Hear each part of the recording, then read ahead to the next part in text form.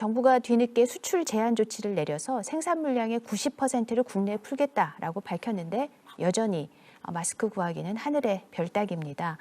자, 좀 뭐라 그럴까요? 섣불리 문제를 해결할 수 있다라고 이제 며칠 전에 장담을 했다가 오히려 정부가 역풍을 맞은 그런 상황이죠. 그랬더니 28일에는 추가적으로 수출을 전면적으로 금지하겠다 이렇게 밝혔습니다. 또 이와 관련해서 28일에 이 문 대통령과 면담을 했던 심상정 정의당 대표는 뭐 그걸로도 부족하고 이 마스크를 100% 공적 통제하에 두자 뭐 이런 제안까지 했는데요. 이 마스크 구하기 어려운 문제 이건 어떻게 풀어야지 된다고 생각하십니까? 제가 먼저 말씀을 드리겠습니다. 이제 마스크 이야기를 하면서 사람들이 그래요. 마스크 가격도 통제가 안 되는데 어떻게 아파트 가격을 통제하느냐. 그런 얘기를 해요. 마스크가 800원 정도 했다고 그러더라고요. 지금 5,000원이에요. 근데 부총리께서 마스크 공급한다고 그랬는데요. 마스크 업자들은 이미 다 계약이 끝나서 그 업체에 마스크를 공급을 안 하면은 위약금을 물어야 돼요.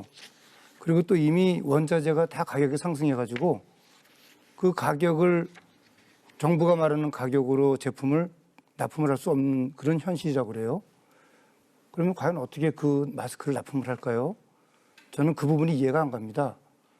우리가 무슨 요술방망이가 있는 것도 아니고 도깨비방망이가 있는 것도 아니고 어떻게 가능할까요? 저는 좀 여쭤보고 싶어요. 정부 당국에. 마스크 문제는 두 가지 문제가 있는 것 같습니다. 하나는 위기소통의 문제가 있고요. 그다음 두 번째는 이제 자원관리의 문제입니다. 그러니까 위기소통에 대한 문제를 제기하는 이유는 뭐냐면 우리가 이제 우한에서 원인불명의 폐렴이 발생했다라는 중국 당국의 발표가 있은 다음에 첫 번째 환자가 이제 확인이 되고 이런 과정에서 그 당시에는 사실은 마스크 착용이 그렇게 필요하지 않은 시기였습니다. 그런데 이게 너무 위기가 그 당시 처음부터 과도하게 번지다 보니까 그때부터 이제 마스크 열풍이 생겨버렸죠. 그러니까 이게 마스크 값이 다 올라버리고 사재기를 하게 되고 뭐 중국으로의 수출이 늘어나고 뭐 이런 상황에 대한 통제가 어려워진 게 첫 번째 문제거든요. 사실 지금 마스크가 필요하거든요. 지금 이 사회적 거리두기 뭐 이런 거를 할 때 정말 마스크가 필요할 때는 오히려 없어져 버리는 그래서 이런 위기소통의 문제가 하나가 있고 또 하나는 이런 마스크 같은 기본적인 보호구의 그 관리를 우리가 좀 강제적으로 할 수 있는 법적 근거가 좀 모자랍니다.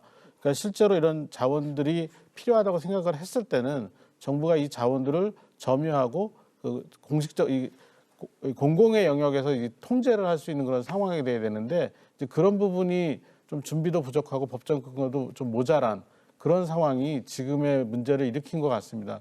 근데 지금 보면은 뭐 여러 가지 문제가 생겼지만 어쨌든 어떤 형태로든 간에 지금 이제 공급을 공공적인 측면에서의 공급을 시작을 했기 때문에 좀 안정이 될 거라고 생각을 하지만 좀 조기에 이런 그 조치를 취했으면 더 나았지 않았나 그런 생각을 하고 있습니다. 저는 지금 대책을 말씀드리기 전에 너무 화가 나는 통계를 먼저 말씀드릴게요. 그때 마스크 수출이 우리가 이 1월 달에 벌써 1월, 2월에 이렇게 이런 재앙이 일어나고 있는데 이번에 수출액이 200배나 중국으로 가는 마스크 수출액이 작년 12월에 비해서 올해 2월에 보니까 200배나 더 많이 수출을 했어요. 이런 거를 너무나 예측을 못했는지 왜 그랬는지 중국에 200배나 더 많은 수출을 했고 그것도 화가 나고 또 우리가 200만 개 갖다 주지 않았습니까? 전세기 통해서 마스크 200만 개 갖다 주고 그것뿐만 아니라 지금 방호복이 없거든요. 방호복도 10만 개가 갔어요. 게다가 오늘 뉴스 보니까 250억을 중국에 주잖아요. 그래서 이게 뭔가 그랬더니 1월 달에 약속을 했대. 외교부가 500억을 주기로 했는데 250억은 이미 갔고 250억은 이제 이번에 보낸다. 그것도 너무 화가 나는데 이번에 그거는 화내는 거는 이제 그만하고요. 이번에 법이 통과됐잖아요. 이제 법사위라 조금 이제 본회의는 통과돼야지만 노약자고 어린이들한테 이제 마스크를 줄 수 있다. 국가에서 뭐 그냥 그거예요. 그거는 뭐가 있어야 놀아주죠. 이건 진짜 당장은 크게 유용성이 없는데 그러니까 마스크는 담배처럼 전매 물품으로 해서 앞에 미세먼지도 있고 또 무슨 유행병이 올지도 모르고 저는 그 아까 심상정 의원님이 했다는 얘기는 몰랐지만 수출 금지 해야 된다. 일단 뭐 법이 통과되기 전에도 시행령으로 해도 마스크 수출은 완전히 금지해야 되고 마스크 관리를 국가가 관리해야 된다. 그런 말씀을 드리고 수입 그 마스크도 재료가 전부 국산이 아니더라고요. 중국에서 필터 그거는 그거는 중국에서 수입한다니까 이참에 요즘에 일본하고 그래서 문제 생겨서 그랬잖아요. 우리나라에서 다 만들자. 이거부터 만들어야 됩니다. 어떻게 마스크도 우리나라 재료로 못 만드는 그런 나라면은 너무 의존을 하잖아요. 저는 그렇게 말씀을 드리고 마스크를 국가가 관리해야 된다.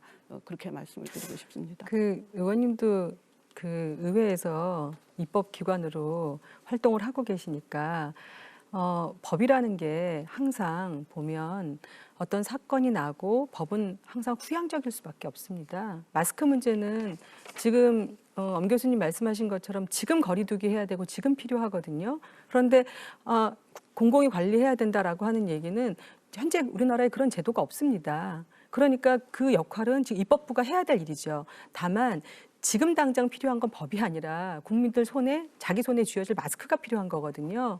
그러면 몇 가지 말씀 제가 좀 드리겠습니다. 마스크 대란 이거 사실 굉장히 심각합니다. 국민들 지금 당장 자기 안전, 가족의 안전, 그리고 나 출근해야 되는데 당장 마스크가 없다.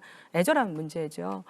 근데 안타깝게도 시장은 그렇게 반응하지 않고 우한에서 이 문제가 났을 때 상당수의 업체가 입도선매 했고 그렇게 움직이는 시장을 정부가 아무 제도가 없는 상태에서 막아낼 수 있는 방법은 현재는 없습니다.